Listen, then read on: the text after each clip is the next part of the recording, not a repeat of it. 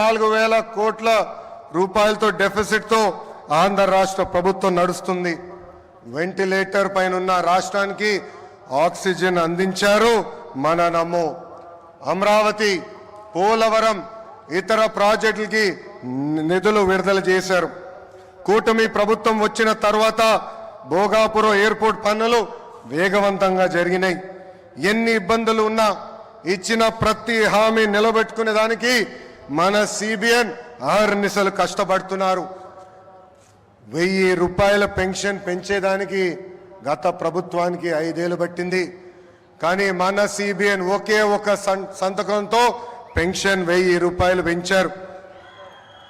మూసేసిన అన్న క్యాంటీన్లు తిరిగి ప్రారంభించారు. దీపం పథకం ద్వారా ప్రతి గడపకి ఉచితంగా గ్యాస్ సిలిండర్లు అందజేస్తున్నారు. త్వరలో కూడా mega DSC, that is CBN.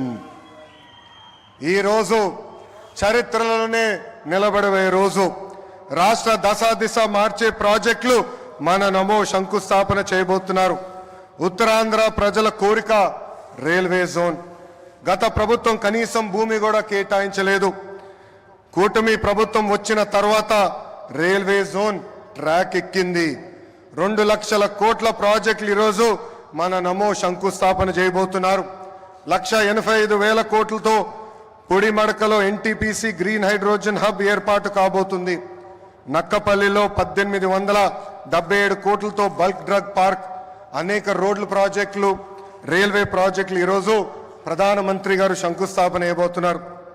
రాష్ట్ర ప్రజల తరపున నమో గారికి నేను కృతజ్ఞతలు తెలుపుకుంటున్నాను. ప్రభుత్వం కొనసాగింపు అభివృద్ధికి చాలా చాలా ముఖ్యం. నరేంద్ర మోడీ గారు 3వ ప్రధానమంత్రి అయ్యారు. 3వ దేశంలో ఎన్డీఏ ప్రభుత్వం ఏర్పడింది. అందుకే దేశంలో అన్ని రంగాల్లో అభివృద్ధి చెందుతుంది. ఆంధ్రప్రదేశ్ ప్రజలు కూడా ఆలోచించాలి.